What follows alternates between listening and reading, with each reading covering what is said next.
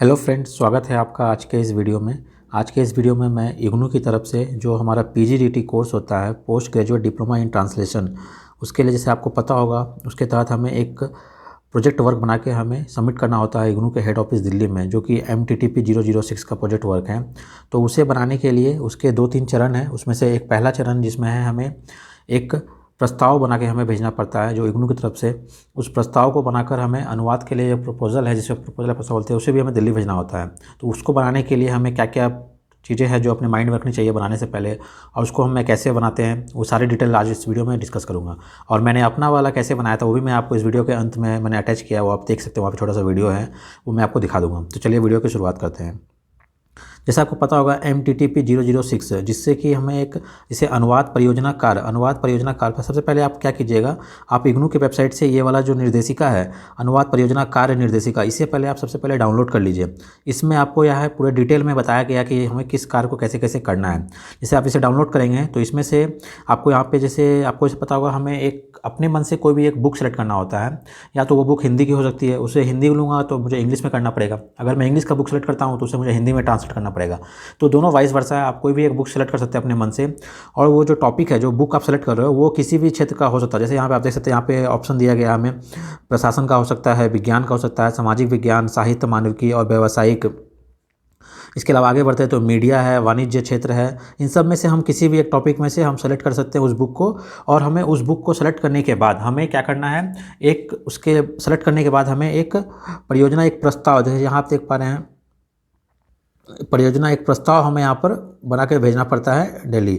मतलब प्रस्ताव का मतलब क्या हो गया, जिस बुक को मैं करना चाह रहा हूँ उस बुक को करने के लिए मुझे पहले परमिशन लेना पड़ेगा इग्नू की तरफ से। तो इग्नू के जो हमारा मेन हेड ऑफिस दिल्ली में है, यहाँ पे हमारा, वहाँ से हमें परमिशन मिलेगा। तो हमें वहाँ परमिशन कैसे लेंगे, तो उसके लिए हमें एक प्रस्ताव, एक प्रपोजल बना के उनको भेजना पड़ेगा, कुरियर करना पड़ेगा कि मैं इस पर्टिकुलर बुक का ट्रांसलेट करना चाहता हूँ, तो इसके लिए मुझे कृपया अनुमति दीजिए। तो वो काम वो करके हमें भेजना पड़ेगा दिल्ली। और वो उनके बाद फिर जब हम लोग भेज देंगे, फिर वो उसको इवैल्यूएट करके वहाँ से फिर वो हमें परमिशन देंगे। या तो वो एक्सेप्ट करेंगे या तो वो रिजेक्ट करेंगे। जैसे अगर वो रिजेक्ट कर देते हैं तो हमें दोबारा फिर से नया बना के भेजना पड़ेगा प्रपोजल। और अगर वो एक्सेप्ट कर लेते हैं तो फिर हमें जिस पुस्तक का हमने चयन किया है उस पुस्तक का हमें अनुवाद कार्य शुरू करना पड़ेगा। तो जब हम ये प्रस्ताव तैयार करते हैं, परियोजना प्रस्ताव, उसके तैयार करने के समय हमें कुछ कुछ बातों को अपने माइंड में रखना पड़ता है। जैसा कि आप यहाँ देख पा रहे हैं, परियोजना प्रस्ताव तैयार करते समय निम्नलिखित बिंदुओं को क्रम में ब्यौरे दिए जाएं। जैसे कि इसमें कुछ टॉपिक दिया, पहला दिया नंबर 1 पे, प्रस्तावित चयनित पाठ का शीर्षक। आप जो भी पुस्तक सेलेक्ट किए उस पुस्तक का टाइटल क्या है, उस बुक का टाइटल क्या है, आपको वो बताना है। सेकंड नंबर पे बोला है चयनित पाठ की प्रकृति, वो जो बुक है वो किस नेचर का है, मैंने हिंदी में है या इंग्लिश में, वो प्रकृति आपको वो डिस्क्राइब करना है।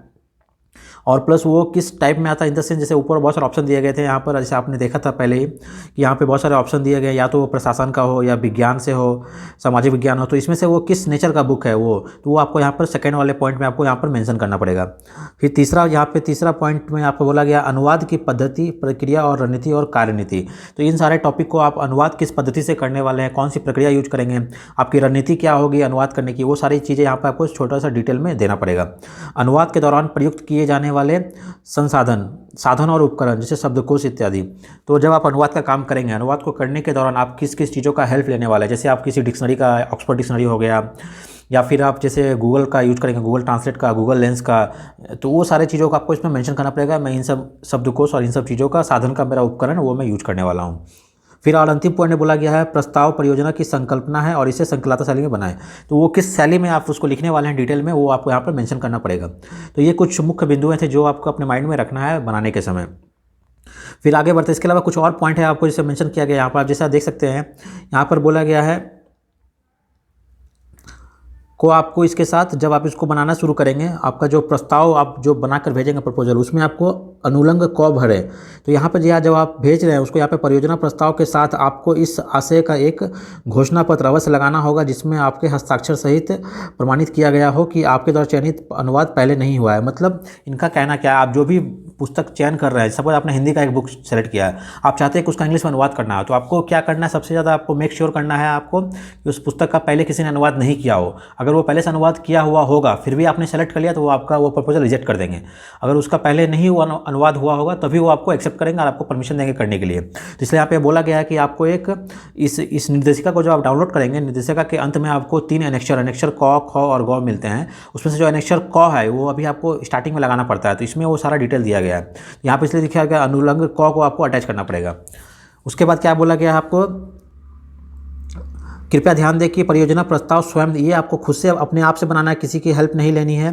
परियोजना प्रस्ताव खुद से बनाना है, तैयार करें स्वयं। फिर बोला है कार्य अध्ययन केंद्र के किसी शैक्षिक परामर्श के मार्गदर्शन में नहीं किया जाना चाहिए। मतलब जैसे आपको पता होगा आपका जो असाइनमेंट वर्क है, असाइनमेंट को आप अपने नियरेस्ट स्टडी सेंटर में जमा करते हैं और जो प्रोजेक्ट है वो आपको भेजना है दिल्ली हेड ऑफिस में। लेकिन प्रोजेक्ट बनाने के दौरान आपको अपने जो स्टडी सेंटर है वहाँ से किसी भी तरह का परामर्श या किसी भी तरह का मार्गदर्शन नहीं लेना है, वो यहाँ पे कहा गया। मतलब ये आपको स्वयं करना है, किसी की हेल्प नहीं लेनी है, अल्टीमेटली वो कहना चाह रहा है। और यह भी ध्यान रखें कि इसे अध्ययन केंद्र के समन्वय से अग्रेसित फॉरवर्ड नहीं किया जाना चाहिए। मतलब आपने जो भी अपना प्रपोजल बनाया या फिर जो फाइनल अपना प्रोजेक्ट बनाओगे आप, उस प्रोजेक्ट को आपके नियरेस्ट स्टडी सेंटर से किसी भी तरह का कोई लेन देन नहीं करना है, वहाँ से आपको कोई भी फॉरवर्ड नहीं कराना है, कोई साइन नहीं कराना है, कुछ भी नहीं कराना है। आपको खुद से बनाकर डायरेक्ट उसको दिल्ली ही भेजना है। इसमें आपका स्टडी सेंटर का कोई भी हेल्प या कोई भी जरूरत की इसमें नहीं पड़ेगी, आपको डायरेक्ट बना के सीधा दिल्ली भेजना है। स्टडी सेंटर से इसका कोई लेना देना नहीं होगा, केवल असाइनमेंट के लिए आप अपना स्टडी सेंटर जाओगे। लेकिन ये जो प्रोजेक्ट वर्क है इसमें स्टडी सेंटर की भूमिका बिल्कुल भी नहीं होगी। इसलिए यहाँ पे उन्होंने साफ साफ कहा है इसमें कोई भी फॉरवर्ड कराने की जरूरत नहीं है। यानी आपको परियोजना प्रस्ताव को सीधे ही अनुवाद अध्ययन एवं प्रशिक्षण विद्यापीठ को भेजना होगा। अनुवाद अध्ययन एवं प्रशिक्षण विद्यापीठ जो कि दिल्ली में है, आपको उनको डायरेक्ट भेजना होगा, सीधे भेजना है। यहाँ पे मेंशन किया गया है, किसी से फॉरवर्ड नहीं कराना, उनको डायरेक्ट भेजना है आपको कुरियर करके। फिर यहाँ बताया गया उसको भेजने के टाइम पे आपको कहाँ भेजना है, तो लिखा गया जैसे यहाँ बताया गया, देखिए परियोजना प्रस्ताव की प्रस्तुति के लिए इस मार्गदर्शिका में दिए गए निर्धारकों फॉर्मों यानी कि परिशिष्टों का प्रयोग करें और सावधानीपूर्वक पूरी जानकारी स्पष्ट अक्षरों में देते हुए इसे निम्नलिखित पते पर स्वीकृति के लिए भेज दें। मतलब ये जो आपका जो हम अभी बता रहा हूँ जिससे ये PDF एक मार्गदर्शिका है। इसमें आपको बहुत सारे लास्ट में एनेक्चर दिए, यहाँ पे एनेक्चर को जैसे यहाँ दिया गया था, ये आपको भरना है। फॉर्म को भर के फिर आपको क्या करना है, एक बड़ा सा इन्वॉल्व लेना है, खाली इन्वॉल्व, उसके अंदर आपको उसको डाल के भेजना है। और उसमें क्या है, जो लिफाफा आप लेंगे बड़ा सा इन्वॉल्व, उसके ऊपर में परियोजना कार्य प्रस्ताव आपको लिखना है जिस तरह से, और इसको भेजना है ये वाले एड्रेस पे। ये दिल्ली का एड्रेस उनके ऑफिस का है, कार्यक्रम समन्वय PGDT कार्यक्रम अनुवाद अध्ययन block number C, Indira Gandhi राष्ट्रीय मुख्य विद्यालय, मैदानगढ़ी, नई दिल्ली। आपको इस वाले एड्रेस पे अभी जो बना रहे हो आप प्रस्ताव ये भेजना है। और इसमें एक बात मैं और बता देना चाहता हूँ आपको कि अभी आप जो बना रहे हो स्टार्टिंग में, ये आपका प्रस्ताव है, ये वाला इस एड्रेस पे जाएगा। लेकिन इसके बनाने के बाद आप और एक बनाओगे जो आपका फाइनल प्रोजेक्ट वर्क होगा, वो जो भेजना है वो भी दिल्ली ही जाएगा, लेकिन इस वाले एड्रेस पे नहीं जाएगा। दिल्ली वाले ऑफिस में बहुत सारे अलग अलग ब्रांच बने हुए हैं, तो वो दूसरे वाले ब्रांच का एड्रेस दूसरा है, जिसे मैं आपको दिखाता हूँ, वो नेक्स्ट पेज पर आपको दिखाता हूँ। देखिए ये वाला जो एड्रेस दिया गया है, इस वाले एड्रेस पे आपको भेजना है फाइनल जो आप भेजोगे अनुवाद कार्य वाला। लेकिन फिलहाल अभी जो आप भेज रहे हो प्रस्ताव, वो आपको भेजना है इस वाले एड्रेस पे, तो इसका आप ध्यान रखिएगा।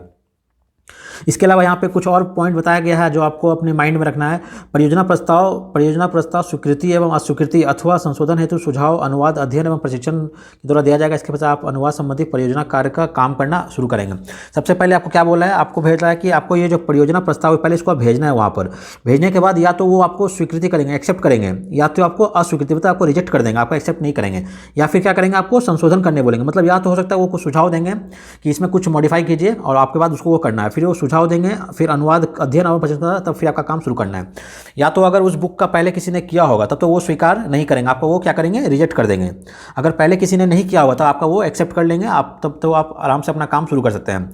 और अगर उसमें कुछ मॉडिफाई करना होगा तो फिर आपको क्या करेंगे, वो संशोधन हेतु सुझाव देंगे। जैसे मेरे केस में बता रहा हूँ, मेरे में क्या हुआ था, जब मैंने अपना भेजा था तो मैंने उस बुक के स्टार्टिंग के पेज नंबर 1 से लेकर 30 का उनको रिक्वेस्ट किया था, पर जब उन्होंने चेक किया तो उन्होंने बताया कि इस बुक को पहले ऑलरेडी 2 विद्यार्थियों ने सेलेक्ट कर लिया है, उस बुक का मोर देन 50% काम हो चुका है, इसलिए मुझे फिर आखिरी के कुछ पन्नों में मुझे दिया गया अनुवाद करने के लिए। तो मेरे केस में क्या हुआ, वो संशोधन के कैटेगरी में आ गया, वो मतलब ना तो वो एक्सेप्ट हुआ ना तो रिजेक्ट हुआ, पर उसको क्या किया, मॉडिफाई करके मुझे बोला गया आखिरी के पेजों को आप अनुवाद कर लीजिए। तो वो मेरा संशोधन के केस में आया। मुझे फ़ोन आया था इग्नू दिल्ली की तरफ से, और उससे फिर मुझे मेल पर बताया गया, मेल से मुझे कंफर्मेशन मेल आया कि आपको यहाँ से यहाँ तक के बचा। मैंने 1 से 30 मांगा उनसे रिक्वेस्ट, पर उन्होंने मुझे आखिरी के 70 से लेकर लास्ट के पेज नंबर तक का मुझे रिक्वेस्ट दिया कि आपको करना है।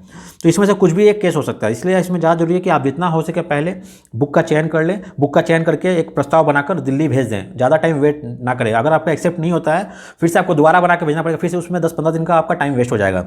इसलिए जितना हो सके पहले बुक का चयन करके ये काम आप पहले कर लीजिए।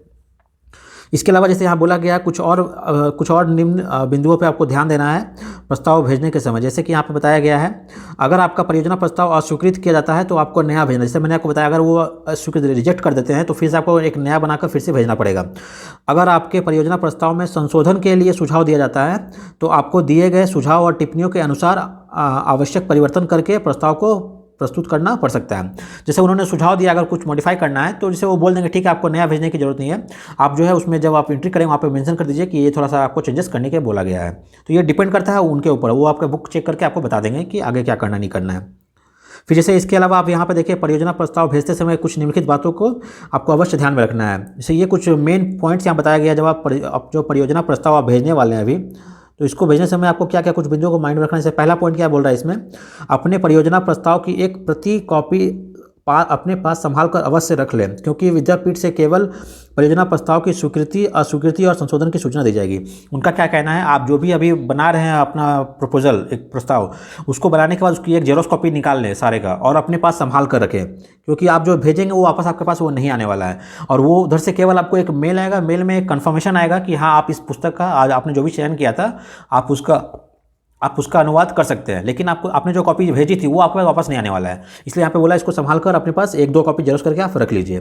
दूसरा बिंदु क्या बोल रहा है, अपने परियोजना प्रस्ताव को पंजीकृत डाक से भेजें ताकि यह निर्धारित समय में निश्चित रूप से विद्यापीठ में पहुँच जाए। इसको बोल रहा है आप या तो जाकर पोस्ट ऑफिस से प्रॉपर तरीके से स्पीड पोस्ट कर दीजिए तो ज़्यादा अच्छा, अपने टाइम से वो अपने निर्धारित एड्रेस पे पहुंच जाएगा। तीसरा बोला है, जिस शीर्षक से परियोजना प्रस्ताव स्वीकृति हुआ हो उसमें कथित भी परिवर्तन ना करें, अर्थात अनुमोदित परियोजना शीर्षक को अंतिम होगा। आपको जो भी टाइटल, जो भी पुस्तक का सेलेक्ट आपने करके भेजा और वहाँ से जिसको आपको स्वीकृति मिला, फाइनल अप्रूवल जिस पुस्तक के लिए मिला, जिस भी टाइटल से, आप उस टाइटल में थोड़ा सा भी चेंजेस ना करें, उसी टाइटल को सेम टू सेम आपको अपने परियोजना शीर्षक में भी डालना है, आपका टाइटल चेंज नहीं करना है। जो मैं आपको आगे दिखा, मैं अपने वाले केस में मैं क्या हुआ था मैं दिखा देता हूँ आके, आपको ज़्यादा आइडिया हो जाएगा। फिर क्या बोल रहा है, अंतिम पॉइंट में बोला है अनुलग्न को, मतलब एनेक्चर, यहाँ पर एनेक्चर को आपको जो है क्या करना है, ऐड करना है, जिसमें आपकी अपेक्षित जानकारी, जैसे आपका अपना नाम, पाठ्यक्रम कोड, नामांकन संख्या, अध्ययन केंद्र नाम, ये सारी चीज़ों को अच्छे से आपको यहाँ भरना है। और क्या करना है, स्पष्ट अक्षरों में एकदम प्रथम पृष्ठ के पर अवश्य प्रदान करें ताकि आपको सूचना भेजने में आसानी हो। अपना phone number, mobile number, email ID का उल्लेख करना ना भूलें। तो आपको जैसे मैं बताया एनेक्चर को मैं दिखा देता हूँ कैसा एनेक्चर को है, तो वो एनेक्चर को आपको अटैच करना है और उसमें सारी चीज़ें आपकी पर्सनल डिटेल अच्छे से फिल करना है कि वो अच्छे से पढ़ सके, और साथ में आपको मोबाइल नंबर, ईमेल आईडी आपको अटैच करना है। ये कुछ मेन बातें थे जो आपको ध्यान में रखना है। उसके बाद आप आगे बढ़ते हैं तो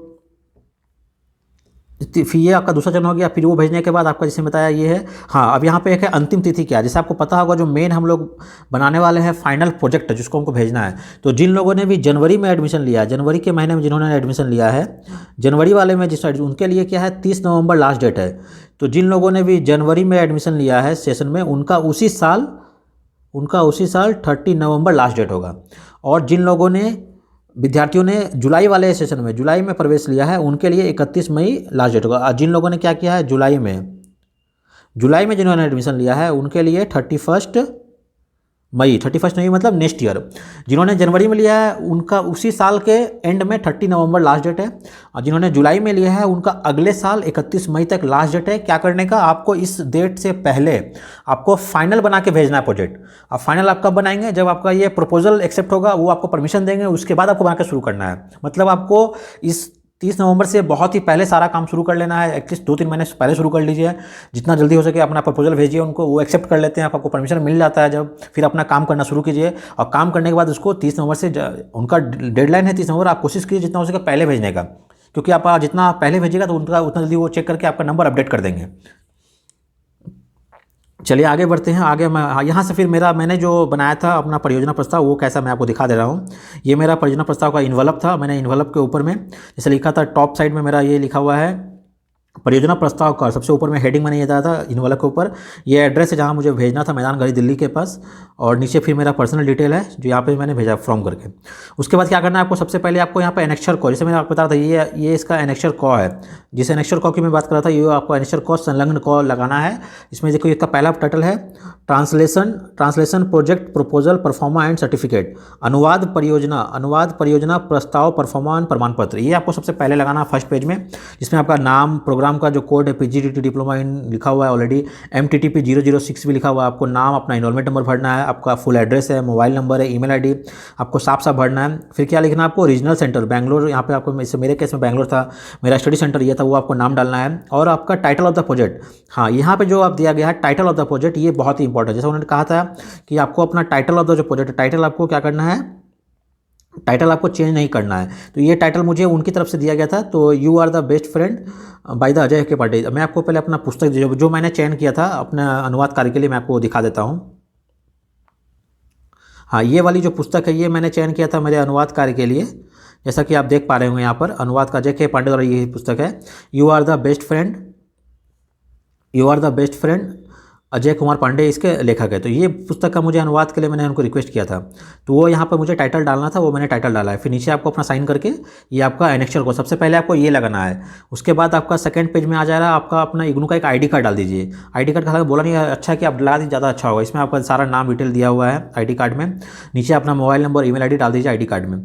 हाँ, फिर यहाँ से मेरा जो मेन प्रोजेक्ट कार्य है मैंने वो शुरू किया। आप जैसे देख पा रहे होंगे यहाँ पर, ये मेरा जो मेन प्रोजेक्ट वर्क है, ये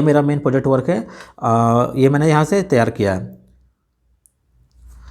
परियोजना प्रस्ताव, प्रपोजल और सिनॉप्सिस ऑफ द प्रोजेक्ट, जो मैंने प्रोजेक्ट सेलेक्ट किया उसका एक प्रपोजल, एक छोटा सा प्रस्ताव यहाँ पे बना के भेजा। प्रस्ताव मतलब सिंपल वर्ड में कहूँ तो ये काइंड ऑफ परमिशन, आप उनसे परमिशन ले रहे हैं कि मुझे इसका काम करना है, मुझे इसके लिए अलाउ कीजिए। तो इसके लिए यहाँ पे से मैंने पेज के ऊपर MTT 06 लिखा हुआ था, यहाँ पर है। इसमें क्या क्या बातें जो मेन इंपॉर्टेंट है, पहला है चयनित पाठ का शीर्षक क्या है, तो you are the best friend a true love story. फिर है पुस्तक की मूल भाषा क्या है, मैंने अंग्रेजी सेलेक्ट किया और मुझे ब्रैकेट में लिख दिया अंग्रेजी से हिंदी में अनुवाद करना है, वो मैंने डाल दिया है। पुस्तक के लेखक कौन है, अजय के पांडे जो है वो इसके पुस्तक के लेखक हैं। प्रकाशक कौन है, ये प्रकाशक है। ये सारा पहला डिटेल मैंने यहाँ पे डाल दिया है, जस्ट चयनित पाठ का शीर्षक। आपको याद होगा जैसे मैंने ऊपर दिखाया था, यहाँ पे कुछ वन एंड मेन टॉपिक इसे दिखा देता हूँ आपको एक बार। कुछ टॉपिक उन्होंने यहाँ पे बता दिए, ये वाला यहाँ पे उन्होंने कुछ टॉपिक दिया था आपको कि इन सब टॉपिकों को आपको माइंड में रखना है जब करेंगे आप। तो उन्होंने बताया था इस टॉपिक में से जैसे क्या चयनित पाठ का शीर्षक था, प्रकृति थी, रणनीति थी। इसी वाली चीज़ को मैंने फॉलो करते हुए सीक्वेंस को मैंने यहाँ से अपना काम शुरू किया है। और जो मेरा सबसे पहला पेज है, सबसे पहला पेज में मैंने क्या किया, चयनित पाठ का शीर्षक, यहाँ सबसे पहले मैंने क्या किया, शीर्षक ही डाला है। ये मेरा यहाँ पर शीर्षक है। शीर्षक डालने के बाद उसके अंदर मैंने क्या किया, पुस्तक का भाषा क्या है, पुस्तक के लेखक कौन है, पुस्तक का प्रकाशन का, वो मैंने थोड़ा शॉर्ट में डिटेल दिया। फिर उसके बाद है दूसरा है चयनित पाठ की प्रकृति, वो पूछा था किस तरह का नेचर है, नेचर में क्या है, प्रकृति क्या है। तो ये मेरा साहित्य व मानविकी और कहानी, जिससे आपको ये पता होगा वहाँ पर बहुत सारे टॉपिक उन्होंने दिया था। तो जो उन्होंने एक लिस्ट दिया था लंबा चौड़ा, जहाँ आप दिखा रहा है, तो मेरा जो पुस्तक मैंने जो सेलेक्ट किया वो कहानी की बुक थी। तो ये साहित्य एवं मानविकी, इसके अंदर जो कहानी है ये मेरा हो गया सब टाइटल। तो मेरा मेन पुस्तक है साहित्य एवं मानविकी, उसके अंदर कविता जो है ये मेरा मेन टॉपिक है, वो मैंने यहाँ से उसकी प्रकृति नेचर हो गई। तो फिर मैंने वो यहाँ पे लिखा। हाँ, तो यहाँ पे आप जैसा देख पा रहे होंगे, चयनित पाठ का शीर्षक हो गया, पुस्तक की भाषा होगी, प्रकृति। यहाँ से सेकंड टॉपिक भी मेरा कवर हो गया, चयनित पाठ की प्रकृति क्या है मेरा, तो प्रकृति में हो जाएगा साहित्य व मानविकी और वो कहानी की है। उसका तीसरा जो टॉपिक आ रहा है चयनित पाठ का संक्षिप्त परिचय। यहाँ पे थोड़ा सा मैंने क्या किया, अपने मन से चयनित जो मैंने पुस्तक सेलेक्ट किया उसको मैंने पहले अपने पास 2-3 बार मैंने पढ़ा डिटेल में, और जो भी मुझे कहानी समझ में आई उसके बारे में मैंने यहाँ शॉर्ट में उसके बारे में लिख दिया कि वो मेरा पुस्तक, जैसे मेरे पुस्तक में है वो एक मुख्य पात्र अजय है, उसकी पत्नी भावना है, उसका जो भी छोटा सा स्टोरी था शॉर्ट में मैंने वो यहाँ पे लिख के उसके बारे में बता दिया, ऐसा थोड़ा सा डिटेल देकर। और फिर मैंने उसी के डिटेल के लास्ट में यहाँ पे देखिए आप, यहाँ पे मैंने डिटेल में फिर पूछा है उनसे, पुस्तक जो है वो जनवरी 2023 में प्रकाशित हुई है तथा इसका प्रकाशन सृष्टि पब्लिकेशन और डिस्ट्रीब्यूशन के द्वारा किया गया है।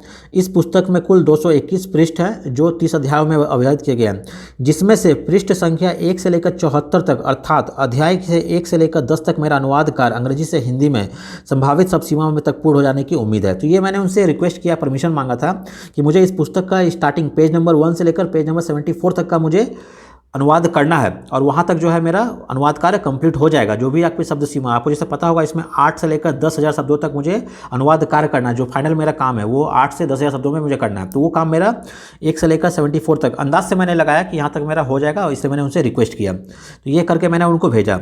फिर उसके बाद आप देख सकते हैं यहाँ पर अनुवाद की पद्धति, प्रक्रिया, रणनीति। अब अनुवाद जो मैं करूँगा वो किस तरह से करना है, उसकी पद्धति, प्रक्रिया क्या है, उसके बारे में मैंने यहाँ पे शॉर्ट में से लिखा हुआ है। अनुवाद अंग्रेजी से हिंदी में की जाएगी। इस पुस्तक के प्रथम 10 अध्यायों को लेकर मैंने संभावित 9 से 10,000 शब्द तक होंगे और को लेकर अनुवाद किया जाएगा। पुस्तक के इन अध्यायों का अपना विशेष महत्व, थोड़ा सा मैंने पुस्तक के बारे में लिख दिया है। अनुवाद कैसे कैसे किया जाएगा, शब्दों की सीमा जो अंग्रेजी में भावानुवाद और शाब्दिक अनुवाद से आवश्यकता पड़ेगी। इस अनुवाद के क्रम में निम्नलिखित विवरणों का भी ध्यान में रखा जाएगा। जैसे लिखा, अंग्रेजी में प्रचलित शब्दों के हिंदी में खोज होंगे। पाठ में कुछ क्षेत्रीय शब्दों और रीति रिवाजों, बोलियों आदि का नाम हिंदी में नामकरण करना होगा। कुछ विशिष्ट शब्दों के रूप में हिंदी में इंटरनेट का प्रयोग किया जाएगा। व्याकरण समस्त अनुवाद के लिए प्रयास किया जाएगा। जैसे वाक्यों की संरचना हिंदी और अंग्रेजी में अलग अलग होती है, उनकी यथासंभव त्रुटिहीन अनुवाद करने की कोशिश की जाएगी। यथासंभव छोटे और सरल वाक्यों में अनुवाद किया जाएगा, परंतु इसका समुचित ध्यान रखा जाएगा कि अनुदित सामग्री मूल पाठ से भिन्न ना हो। तो ये कुछ पाठें मैं यहाँ पे लिख दी। जैसे फिर यहाँ बोला अनुवाद के दौरान प्रयुक्त किए जाने वाले उपकरण, जिससे आपको पता है वहाँ पे जो कुछ पॉइंट दिया तो उसमें बताया था कि अनुवाद करने कौन कौन से उपकरण साधन यूज़ करूँगा। तो अनुवाद की प्रक्रिया में स्वयं ही ये मैं खुद से करूँगा, स्वयं करूँगा ऐसा लिखना है आपको। परंतु विशिष्ट शब्दों में हिंदी का रूप जानने के लिए मैं इंटरनेट, गूगल अनुवाद और ऑक्सफोर्ड शब्दकोश का भी उपयोग कर सकता हूँ, ऐसा करके लिखना है आपको। फिर लास्ट में क्या करना है, आप जिस भी पुस्तक का अनुवाद करने वाले हो उस पुस्तक का एक जेरोक्स कॉपी आपको अटैच करना है। या तो आप ओरिजिनल बुक भेज दीजिए या फिर अच्छा है आप उसका जेरोक्स करके निकाल लीजिए और उसको आप कहिए, और उसका जेरोक्स आप 2 कॉपी निकाल लीजिए, क्योंकि एक कॉपी अभी आपको भेजना है जेरोक्स करके, और अगला कॉपी जब आप फाइनल अपना प्रोजेक्ट बनाओगे उस टाइम पे फिर आपको वो वाला कॉपी अटैच करना है जिस भी बुक का आपने सेलेक्ट किया करने के लिए। तो जिसका अनुवाद किया जाना है उसकी एक पृष्ठ कॉपी। तो ये मेरा जो बुक था, मैंने यहाँ पे जेरोक्स आपको समझाने के लिए कलर फोटो लिया। इसका मैंने क्या किया, ब्लैक एंड व्हाइट यहाँ पे दिए, जैसे यहाँ पे मैंने क्या किया, इसका जेरोक्स निकाला हूँ। तो ये मेरी पुस्तक हो गई you are the best friend, इसका मैंने यहाँ पे निकाल लिया है। और उसके बाद फिर मैंने पेज नंबर 1, जैसे ये मेरी इंग्लिश की बुक थी, इंग्लिश से मैंने हिंदी का अनुवाद किया है। पेज नंबर 1 से लेकर मैंने जहाँ तक 70 तक मैंने सेलेक्ट किया, पेज नंबर 70 तक मुझे करना है। तो उससे मैंने क्या किया, फिर 74 ये रहा, 74 यहाँ तक मेरा आ रहा था कि मैंने अनुवाद से बोला पेज नंबर 1 से 74 तक मेरा अनुवाद कार्य जो है कंप्लीट हो जाएगा 8 से 10 शब्दों में। इसके लिए मैंने परमिशन मांगा। तो ये पहला पार्ट हो गया, आपको इस तरह से पूरा बनाकर इनको भेजना है। अब इसके बाद क्या, ये भेजने के बाद आपको कम से कम 10 दिन वेट करना पड़ेगा, 10 से 15 दिन। आपको मतलब 15 दिन के अंदर अंदर आपको एक ईमेल आ जाएगा। अगर सब कुछ ठीक रहा तो वो ईमेल कर देंगे कि हाँ आपका अप्रूव हो गया। अगर उसमें कुछ करेक्शन करना होगा या कुछ चेंजेस होगा तो फिर आपको वो कॉल करके फ़ोन करके आपको बताएंगे। तो जैसे ये करने के बाद देखिए फिर मुझे ये इग्नू की तरफ से मेल आया था मुझे।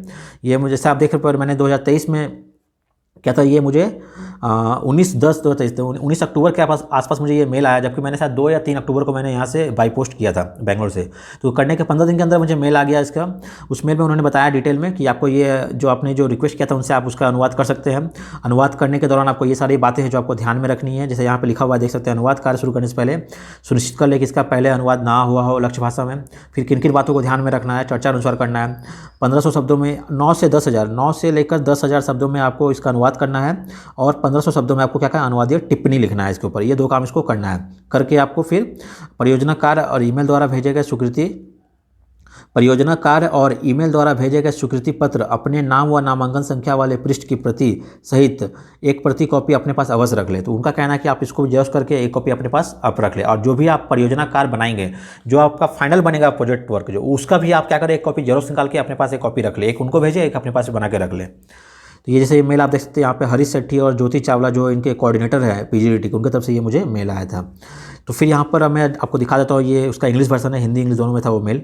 ये इंग्लिश वर्जन हो गया। अब फिर इस तरह से ये एक पीडीएफ के तौर पर आया था। इस पीडीएफ में बहुत सारे लोगों का नाम दिया हुआ था। इसमें से जो मेरा नाम यहाँ पे आप देख सकते हैं, यहाँ पर है ये 875 में यहाँ पे मेरा नाम, मोबाइल नंबर, ये वैलिडिटी है, और मुझे अजय कुमार पांडे द्वारा लिखित you are the best friend a true love story, ये जैसा आप देख पा रहे होंगे यहाँ पर आप देख पा रहे हैं अजय कुमार पांडे द्वारा लिखित पुस्तक you are the best friend a true love story, page number 170 से 216 तक का हिंदी अनुवाद अप्रूव।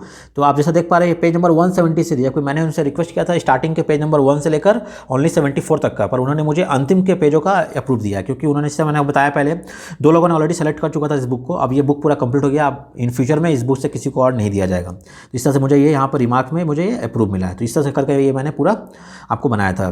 तो ये इसका पूरा डिटेल था। और ये आपका जैसे ये एनेक्चर को है, जैसे मैंने बताया, ये एनेक्चर को आपको सबसे फर्स्ट में ये लगाना है। तो इसका बहुत ही सिंपल है, पहले आपको एनेक्चर कॉल लगाना है। एनेक्चर कॉल लगाकर आपको एक आईडी कार्ड ऐड करना है। आपका इग्नू का जो पीजीटी का आपको जो आईडी कार्ड मिला हुआ है आपको वो लगाना है। ये हो गया यहाँ से एनेक्चर कॉल लगा के फिर आपको इग्नू का ये आईडी कार्ड लगाना है। आईडी कार्ड लगा आपने जो भी प्रस्ताव छोटे शब्दों में 2-3 शब्दों में बनाया आप वो लगा दीजिए। उसको लगाकर फिर आपको जो आप जिस बुक को आपने सेलेक्ट किया उस बुक का जेरोक्स कॉपी लगा दीजिए। जेरोक्स कॉपी लगाकर आपको उसको करके एक इन्वेलप के अंदर डालना है और ये इन्वेलप के ऊपर टॉप में आपको ये सारी बातें डिटेल में लिखनी है। आपका परियोजना कार्य प्रस्ताव, ये एड्रेस होना चाहिए और ये तो ये इस तरह से आप करके उसको भेज सकते हैं। अभी मैं एक और छोटा सा वीडियो अटैच कर दे रहा हूँ, आप देख लीजिए मेरा वाला। और हेलो फ्रेंड, जैसा आप देख पा रही है मेरा पीजीडीटी का जो प्रोजेक्ट वर्क है उसके लिए जो मैंने प्रपोजल तैयार किया, ये उसका एक कॉपी है। ये मैंने पहले उसे स्पायरल बाइंडिंग में करवाया है। स्पायरल बाइंडिंग कराने के बाद सबसे अंदर जो पहला पेज मैंने लगाया है वो एनेक्चर कॉ है। एनेक्चर कॉ जैसे उन्होंने मेंशन किया था, मुझे एनेक्चर कॉ लगाना था, इसमें मेरा सारा डिटेल दिया हुआ था। एनेक्चर कॉ लगाने के बाद उसमें सारा डिटेल फिल करने के बाद जो मेरा सेकंड पेज है वो मैंने इग्नू का एक आईडी कार्ड लगा दिया है। इसमें नीचे मैंने मोबाइल नंबर, ईमेल आईडी भी मेंशन किया है। उसके बाद जो मेरा ये एक्चुअल प्रोजेक्ट वर्क था वो मैंने यहाँ से किया, जैसे आप देख पा रहे हैं, स्क्रीनशॉट ले लीजिए चाहिए तो। परियोजना प्रस्ताव, ये मेरा पेज नंबर 1 है, फर्स्ट पेज हुआ।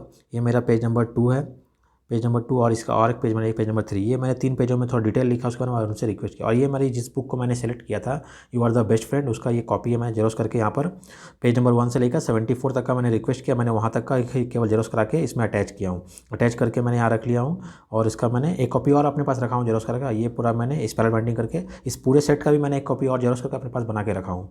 ये करके फिर इस तरह का एक इन्वेलप लगाना है, इन्वेलप में परियोजना कार्य प्रस्ताव लिखकर इस एड्रेस पे भेजना है।